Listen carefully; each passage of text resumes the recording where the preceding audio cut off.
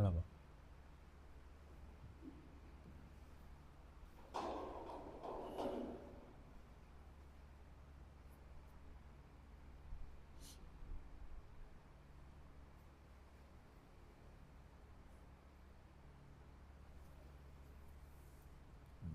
ตอนนี้เด้อแมวหน่อยขั้นเบานี้ก็ต้มฮ้อนดกขนอ้อมโลดเออพระเจ้าเพิ่นบ่ได้ห้ามได้แมวเพิ่นห้ามแต่หมาแมวนี่ขัวกินโลดขัวกินได้แมวบ่ผิดแต่ว่าหมานี่กินบ่ได้หมาเพิ่นบ่ให้ฉันนี่ล่ะเหตุแห่งการเกิดหรือว่าความทุกข์เพราะว่าไปยึดติดไปเห็นว่ามันเป็นของน่ารักนี่ล่ะเห็นว่าเป็นของเป็นตารักตอนน้อยๆเป็นตารักอยู่พอใหญ่ขึ้นมาสร้างความเดือดร้อนให้ความเดือดร้อนก็คือตอนนี้เฮ็ดครัวเฮ็ดแนวกันหมาแล้วบ้านสิเฮ็ดกันแมวที่บ้านถ้ามันใหญ่ขึ้นมาจังว่าให้เอาออกให้อาหารได้แต่ว่าให้เอาไปไว้ข้างนอกอย่ามาไว้ข้างในไก่บริเวณสลงศาลาหม้องข้างนอกหม้องเกียมมันอยู่ไสก็นอกวัดอยู่บริเวณข้างๆขอบวัดเขตวัดมันจึงบ่เข้ามาวุ่นวายอยู่ในนี้ให้อยู่นี่แล้วมันก็เคยชินเกิดความเคยชินอยู่ในไก่ศาลาอยู่ในไก่สถานที่ก็เคยมาก็มาสร้างความวุ่นวายเพราะว่า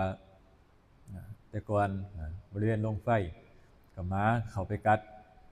พงกัดผ้าของหมู่พระเพิ่น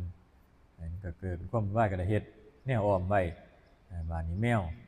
บ้านก็สิได้เฮ็ดแนวอ้อมของกินไว้ได้บ้านศาลงศาลาโรงครัวจังซี่ก็สิเฮ็ดแนวอ้อมไว้เด้เพราะว่าแมวมันกระโดดได้บ่คือหมาก็กันไว้ก็บ่เข้าไปแต่ว่าแมวมันไปได้ตัวนี้เป็นเหตุอย่าเอาไว้ใกล้นี่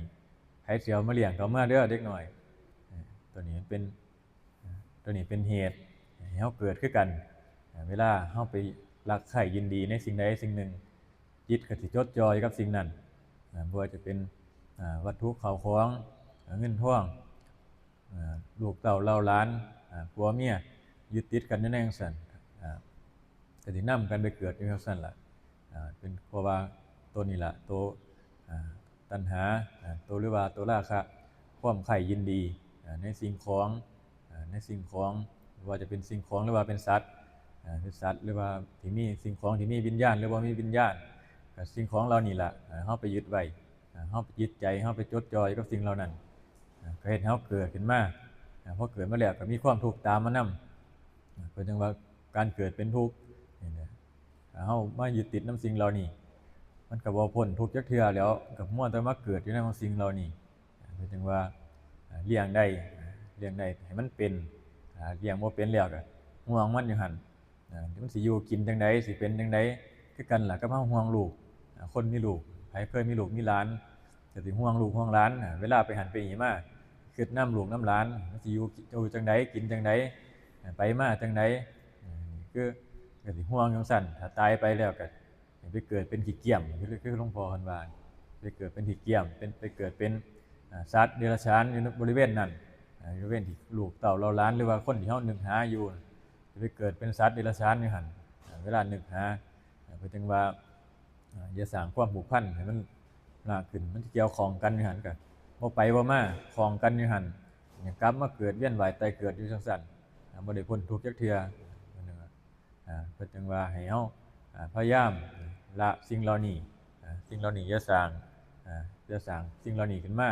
เพราะว่าเกิดขึ้นมาแล้วเฮาเกิดขึ้นมาเฮาบ่ได้มาโดยสิ่งเหล่านี้ใหญ่ขึ้นมาเกิดขึ้นมามีแต่มาหาเอาลูกหาเอาหลานหาเอาผัวเอาเมียเอาสิ่งของวัตถุเข้าของต่างๆคือกันที่ไร่ที่นาเข้าของเงินทองจังซี่เฮาเกิดขึ้นมาเฮาก็มาหาเอาดิ้นรนเอามายึดติดเอาสิ่งเหล่านี้พอสุดท้ายตายไปแล้วก็บ่ได้หยังไปก็ไปผู้เดียวลูกหลานหรือว่าครอบครัวคนญาติสนิทมิตรสหายก็ไปส่งแค่เตาไปส่งแค่ฮอดหม้องเตาเท่านั้นล่ะฮอดหม้องเผาสุดท้ายแล้วก็เฮาไปส่งแล้วเขาก็หนีไผหนีมันบ่มีไผอยู่นำเด้เผาแล้วก็เหลือแต่เจ้าของเขามาจุดไฟแล้วก็หนีไผหนีมัน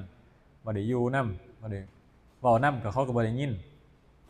คันแม่นเว้าไปเว้านำเขาก็บ่ได้ยินจังซี่นี่อันนี้คือความเฮาเกิดขึ้นมาก็มาผู้เดียวสุดท้ายแล้วตายก็ตายไปผู้เดียวจึงว่าให้เฮาเข้าให้เฮารู้จักสิ่งเหล่านี้เพื่อว่าจะบ่ได้ไปยึดในวัตถุเข้าของต่างๆหรือว่าทรัพย์สินหลายๆอย่างเฮาไปยึดติดในสิ่งใดสิ่งหนึ่งก็เวียนกลับมาเกิดอยู่นี่เพราะว่าหยังเพราะว่าความบ่รู้พอมาเกิดขึ้นมาแล้วก็มาทุกข์คือเก่ามาทุกข์คือเก่าที่มีความสุขเพราะว่าคนที่ว่ามีความสุขพอได้สิ่งตามที่ต้องการให้ทุกสิ่งทุกอย่างอันนี้ก็เป็นความสุขแค่เพียงชั่วคราวตัวจริงๆแล้วก็คือพ้นทุกข์ก็คือบ่ยึดติดในสิ่งใดเราต้องเข้าใจในสิ่งนี้นำเพราะว่าที่ความสุขที่เฮายึดไว้เป็นเพราะว่าเฮาหามาบรรเทาความทุกข์ที่มันบ่พอใจของเฮาหรือว่าความทุกข์ที่เฮาอยากได้ตัณหาที่มันอยากได้ก็เลยเกิดเป็นความทุกข์ขึ้นมาพอเกิดเป็นความทุกข์ขึ้นมาก็ดิ้นรนแสวงหาพอได้มาก็ดีใจมีความสุขพอมีความสุขแล้วมีความสุขกับสิ่งเหล่านี้แล้วก็ไปเกิดมีความทุกข์กับสิ่งอื่นอีกสิ่งอื่นเพราะว่าหยังเพราะว่าอยากได้สิ่งอื่นอีกก็เกิดเป็นความทุกข์บาดเกิดเป็นความทุกข์ขึ้นมาพอไปหาก็หาสิ่งสมมุติว่าอยากได้บ้านพอได้บ้านมาแล้วความทุกข์นั้นก็เสียไปพอความทุกข์เสียไปแล้วพอมีบ้านแล้วก็มีรถอยากได้รถก็เกิดความทุกข์ขึ้นมาพอได้รถมาแล้วก็ดีใจมีความสุขว่าได้รถสักพักนึงก็อยากได้นั่นอยากได้นี่อีกก็เป็นทุกข์อีกก็เที่ยวอยู่จังซี่ความสุขเป็นจังว่ามันบ่ยั่งยืนมันบ่เที่ยงแท้มันบ่มีมันก็เปลี่ยนไปคือเก่าแต่ว่าความทุกข์นี่ทุกข์อยู่ตลอดถ้าเฮาเบิ่งดีๆมันจะมีแต่ความทุกข์เหมือนกับการภาวนาผู้ใดว่าภาวนาไปแล้วมีแต่ความสุขนี่อันนั้นก็คือเป็นอาการของสมาธิซื่อๆแต่ว่าถ้าเฮามีสติเห็นเห็นมากขึ้นจะเห็นร่างกายนี่มีแต่ทุกข์เห็นตั้งแต่ทุกข์แปลว่าสิ่งใดก็สร้างทุกข์กายถ้ามีกายอยู่นี่เป็นทุกข์เบิดเพราะว่าจะเป็นเจ็บไข้ได้ป่วยจังซี่นี่เป็นทุกข์อาการต่างๆนี่ก็จะบ่เห็นความสุขจะเป็นแค่เพียงของชั่วคราวเพียงเข้ามาชั่วคราวนั่นก็คืออาการของสมาธิที่มาสงบระงับไว้เพราะจังว่าให้ทำสมาธิขึ้นมาเวลาเฮาภาวนาจังซี่มีความสงบเกิดเป็นความสุขขึ้นมาความสุขเวลาอยู่ในผู้เดียวเวลาอยู่ในอาการสมาธิแต่ว่าพอออกมาบ่ได้เรียนรู้ทุกข์จังซี่บ่ได้กำหนดรู้ทุกข์มันก็ทุกข์คือเก่าเพราะว่าบ่ได้กำหนดรู้แต่จังว่าถ้าผู้ใดว่าภาวนาไปแล้วมีแต่สุขนี่ก็บ่แม่นเพราะจังว่าภาวนาเพิ่นสอนให้เห็นทุกข์เพิ่นสอนให้ภาวนาเพื่อว่าจะได้เห็นทุกข์เพราะว่านิธรรมจักรก็ขึ้นต้นด้วยทุกข์เหมือนกันเพิ่นสอนเรื่องทุกข์ถ้าว่ามีแต่สุขนี่ก็บ่แม่นมีแต่ความสุขก็บ่แม่นเพราะว่าสุขเพราะว่าเป็นหยังเพราะว่าเฮาพอใจในอารมณ์นั้นๆในอารมณ์สมาธิหรือว่าในอารมณ์ที่รักใคร่พอใจในสิ่งใดสิ่งหนึ่งก็เลยเป็นความสุขขึ้นมาในความสุขขึ้นมาแต่ว่าจริงๆแล้วถ้าผู้ที่อยากจะพ้นทุกข์ก็ต้องเห็นทุกข์ต้องเรียนรู้ทุกข์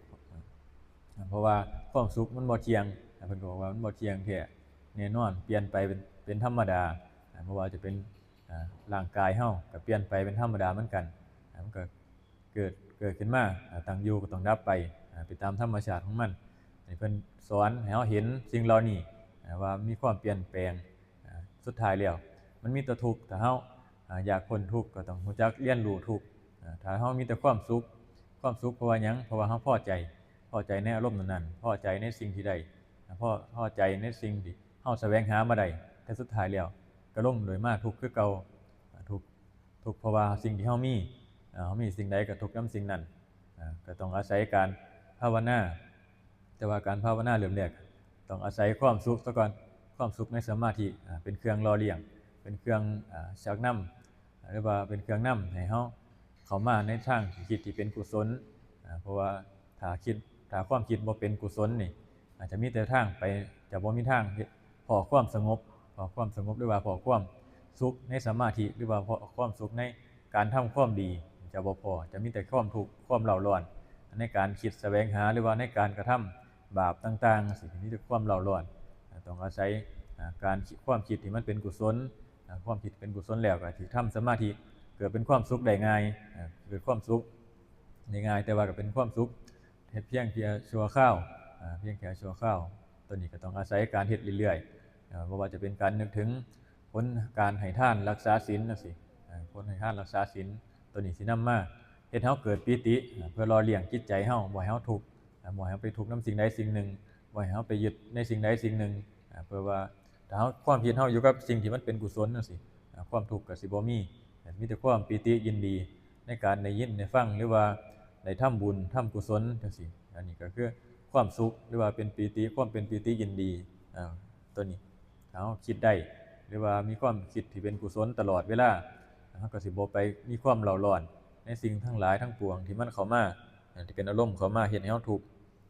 ตัวนี้เอาซ้ำนี่ล่ะแม่นบ่อยากให้เทศน์ล่ะ